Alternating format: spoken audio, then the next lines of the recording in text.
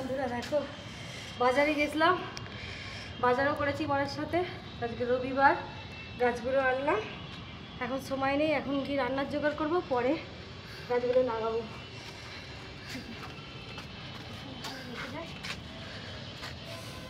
জবা গাছ এনেছি, মানে ওই যে ফাঁকা টবগুলো আছে দেখতে পাচ্ছ, ওর জন্য জবা গাছ এনেছি। আর বেল ফুলের একটা গাছ এনেছি, একটা গোলাপ এনেছি। গাছ কাকুর কাছে সেরকম গাছ নেই, ফোন করলো গেলাম, সেরকম নেই, বললো আবার পরে এনে দেবো। আপাতত এইগুলো দুটো রাখি। এই যে টগর গাছ এনেছি, থোকা টগর এটা উড়েছে। যখন গাছগুলো লাগাবো, আমার দিকে দেখা, যখন গাছগুলো লাগাবো তখন তোমাদের সাথে শেয়ার করবো বিকেলের দিকে। আর এখন সময় নেই, এখন রান্না করতে যেতে হবে। একে এই গাছের চক করে পড়ে দাঁড়িয়ে গেছে, বড় রেগে গেছে। তাহলে ও গাছ কেনার চক করে, মানে তোমাদের সঙ্গে খুশিতে ইন্টোটাই দেওয়া হয় না। শুভ সকাল বন্ধুরা, সবাই কেমন আছো? আশা করি সকলেই ভালো আছো, আর আমরাও ভালো আছি। আমার আরও একটি নতুন ব্লগে তোমাদের সবাইকে স্বাগত জানিয়ে শুরু করছে একটি নতুন দিন, নতুন সকাল। তো চলো, এখন দেখো কি রোদ্দুর উঠে গেছে, 10টা বাজে। তো তোমাদের তো আগেই বলেছি বন্ধুরা, গাছ হলো আমার একটু ভালো লাগার জায়গা। আমার যখনই মন খারাপ থাকে তখন আমি নয় গান শুনি, আর নয় এরম গাছ কিনে গাছ লাগাই মনটা ভালো করার জন্য। তো আজকে দেখো এনেছি একটু মটন, কেননা ছেলেটা ভালোবাসে। আর যেহেতু আজকের দিনই আমাদের বেড়াতে যাওয়ার কথা ছিল, সেটা যেহেতু ক্যান্সেল হলো। আর এখন শুনছি চারিদিকে ওই কি মুরগির অসুখ হচ্ছে, তার জন্য মুরগিটা এখন একটু কমই খেতে বলছে। তো ভাবলাম যে ঠিক আছে, বেড়াতে যাওয়াটা যখন ক্যান্সেলই হলো তো একটু মাটন আনি। তবে যদিও আমার মেয়ে ভালোবাসে না, খায়ও না, পছন্দ করে না। তো এখানে মাটনটা ধুয়ে গরম জলে ভালো করে ধুয়ে ওই আদা জিরে, এই আদা রসুন বাটা, পেঁয়াজ বাটা, টক দই, তেল, একটু হলুদ, নুন সব কিছু দিয়ে ভালো করে ম্যারিনেট করে রেখে দিচ্ছি। ওদিকে ভাতও বসিয়ে দিচ্ছি, ভাত হয়েও গেছে। এই যে দেখো মেয়ের ডাল সেদ্ধও হয়ে গেছে। আর এই যে গোটা রসুনটা রেখেছি, ওটা দেবো বলে মাংসটাতে। আর হবে লাল লোটে শাক ভাজা। আর এখানে মাংসের আলুগুলো একটু নুন আর হলুদ দিয়ে একটু হালকা করে সেদ্ধ করে রেখেছি। সেদ্ধ ঠিক নয়, জাস্ট একটুখানি করে রেখেছি, যাতে আবার মাংসের সাথেও যখন হবে নরম হয়ে যাবে। আর শাকটা ভেজে নিচ্ছি।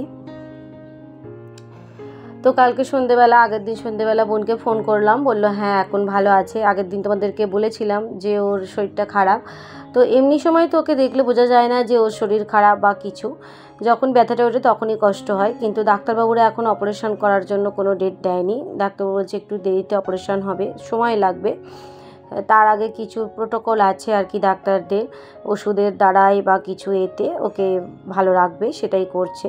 তো আমাকে খুবই বলছিল যে কেন তুই আমার জন্য যাওয়াটা ক্যান্সেল করলি। আমি বললাম না, ঘুরতে যাওয়া কি থেমে থাকে? ও মানে ঘুরতে যাওয়া এখন না হলে পরে নিশ্চয়ই হবে, আগে তোর ওর চিকিৎসাটা হয়ে যাক। মানে দেখবেন ঘুরতে গেলে না মনটা না ভালো হলে না হয় না। তো তারপর দেখো মেয়েকে ডাল সেদ্ধ, শাক ভাজা আর একটু ডিমের পোচ বানিয়ে দিলাম। ওইটা দিয়েই ও খুশি মনে খেয়ে নিয়েছিল। তবে আজকে আমাকে ভাতটা মাখতে দেয়নি, আজকে ভাতটা নিজেই মেখে গোটা গোটা খেয়েছে বলেই ওরও শরীরটা খারাপ হলো কিনা জানি না, এরপরেই দেখাবে। এই ভিডিওতেই তোমাদের একবার দেখিয়ে দেবো লাস্টের দিকে। তো দেখো ওখানে মাংসের আলুগুলো সেদ্ধ হয়ে গেছে, মানে হালকা সেদ্ধ করেছি বললাম, ওটাকে একটা কড়াই করে নিচ্ছি। আর ছোট্ট কড়াই টমেটো কেটেছি একটু চাটনি করে নেওয়ার জন্য। আম আনতে বলেছিলাম, মানে যদিও আমি গেছিলাম আজকে বাজারে, আম কিন্তু দেখতে পাইনি। তো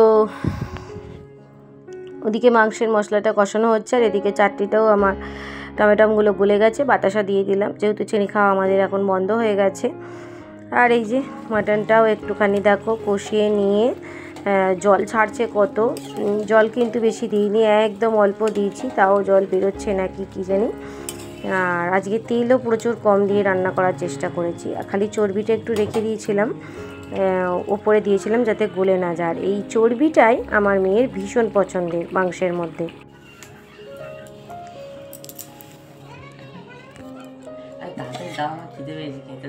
দাঁড়া দাঁড়া, সহ্য হচ্ছে না, দেখো খিদে হয়েছে।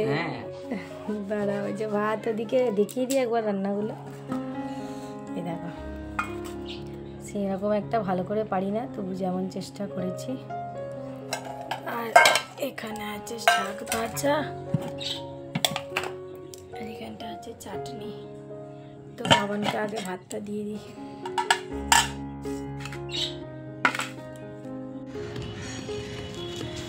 তারপর দেখো বিকেলবেলা 4টের সময় ছাদে উঠলাম, ওদিকে রান্না খাওয়া সব মাজা সব কমপ্লিট করে গাছগুলোকে লাগাতে চলে এলাম।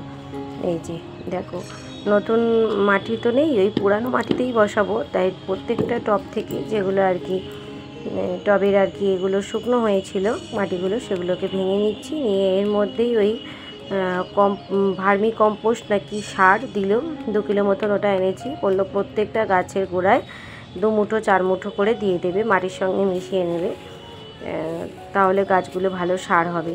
এবার দিয়েছি। এমনিতেই তো আমি আনাজ খোলা টোলা দিই, তা আজকে অনেক দিন পরে এই গাছগুলোর কাজ করতে বসে মনটা অনেকটা শান্তি লাগছে, কারণ এইটা না আমার ভীষণ ভালো লাগার জায়গা। আমি যখন বুড়ো ছিলাম তখনও আমি তোমাদের তো দেখিয়েছি কীরকম বাগান জমিতে আমরা বড় হয়ে উঠেছি। তো তখনও ওই বাপির সাথে সাথে, যেমন এখন আমার মেয়ে আমার পাশে বসে করছে গাছ লাগানোর জন্য ছটপট করছে, ও খুব ভালোবাসে এই মাটি ঘাঁটতে গাছ লাগাতে, ঠিক তেমন আমি করতাম ছোটোবেলায়, এই বাবার সাথে বসে বসে গাছগুলোকে লাগাতাম। এই যে দেখছো প্রতিটা টবে লাগিয়ে নিই। এখানে 2 রকমের জবা কিনেছি, এটা তো গোলাপি জবা দেখতেই পাচ্ছ, আর একটা নিয়েছি লাল জবা, যেহেতু মা কালী মা তারার পুজো করি আছে, তাদের জন্য লাল জবা নিয়েছি। আর হলুদ জবা সাদা জবার গাছ আগে থাকতেই আছে। তুলসী গাছ মা, ওটা না মা কাটতে হবে না, এটা ধরো ওটা পুকুর, আবার তুলসী গাছটাই না কেটে যায়, খুব শুকি গাছ তো ওগুলো। আর এই যে আগের যে এটা হলো লক্ষ্মী জবার গাছ, এটা আমার আগের গাছ, এটা এই গোড়াগুলোকেও উঁচলে দিচ্ছি, মানে একটু মাটিটা উর্বর করে দিচ্ছি, দিয়ে তার মধ্যেও দেখো এই কম্পোস্ট সারটা মিশিয়ে দিচ্ছি, যাতে গাছগুলো আরেকটু বাড়তে সুবিধা হয়। এই লক্ষ্মী জবা গাছটা 2 বছর হতে চললো, একই রকম আছে, খুব বেশি বড় হয় না, কিন্তু সিজনে ফুল দেয়। এই গরম পড়ছে তো আবার ফুল দেবে। আর ওই দিকে যেহেতু গাছগুলো রেখেছিলাম, মনে হয় বোকামোই করেছিলাম, তাই আজকে আবারও এদিকে নিয়ে এলাম। এত রোদ্দুরের তাপ, ওই আমার যে কাগজ ফুলের গাছটা দেখছো, ওই যে গাছটা আগে তুললাম টবে লক্ষ্মী জবার গাছটা, তার পাশের টবটা দেখো গাছগুলোতে আর একটাও পাতা নেই, অথচ কদিন আগেই তোমাদের সঙ্গে শেয়ার করেছিলাম ওখানে এই কাগজ ফুলের কি সুন্দর হয়েছিল, রানী কালারের, এক গাছ ভর্তি ফুল হয়েছিল। কিন্তু বাবার বাড়ি থেকে এসে দেখি ওই গাছে তো ফুল তো দূরে থাক, পাতা পর্যন্ত নেই, সমস্ত রোদে শুকিয়ে চলে গেছে। এই জন্য আবারও এই যে এই গাছগুলোকে আবার মাটিগুলো উর্বর করে দিয়ে সমস্ত গাছে জল দিলাম, আর আবারও এই দিকেই নিয়ে এলাম। যা হয় বাবা এদিকেই থাক, অন্তত এদিকে বিকেলের পর থেকে না ছাওয়া পড়ে যায়, আর দুপুর 12টার পর থেকে এদিকটা ছাওয়া থাকে, আর ওদিকে আবার দুপুর 12টার পর থেকে প্রচুর ছাওয়াটা মানে রোদটা তাপ হয়।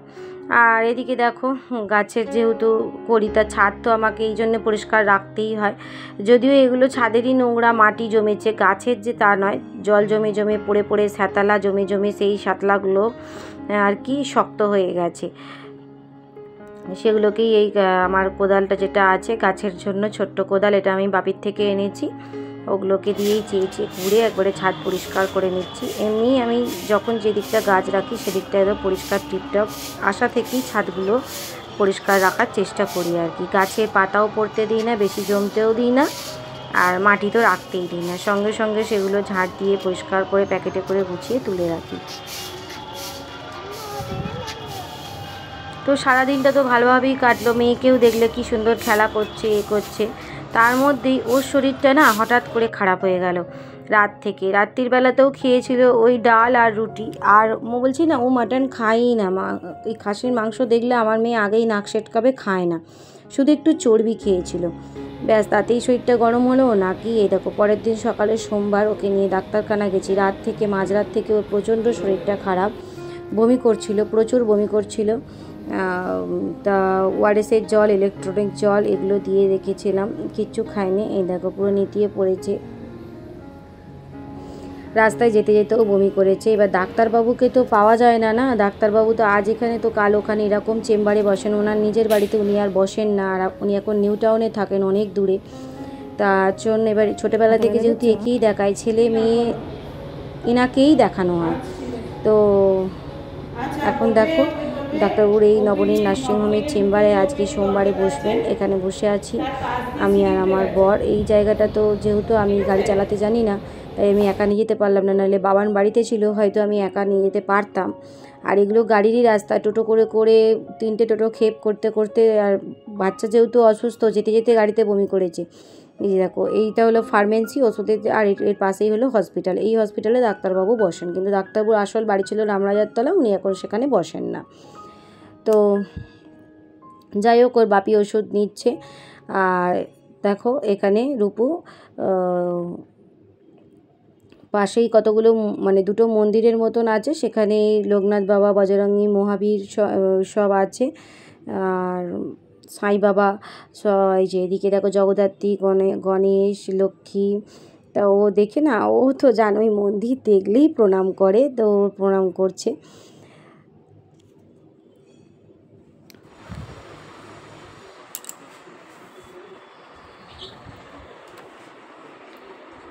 তো ডাক্তারখানা থেকে আস্তে আস্তে দেরি হয়ে গেছে, এসে মেয়েকে ভাত খাওয়ালাম কাঁচকলা সেদ্ধ, আলু সেদ্ধ দিয়ে।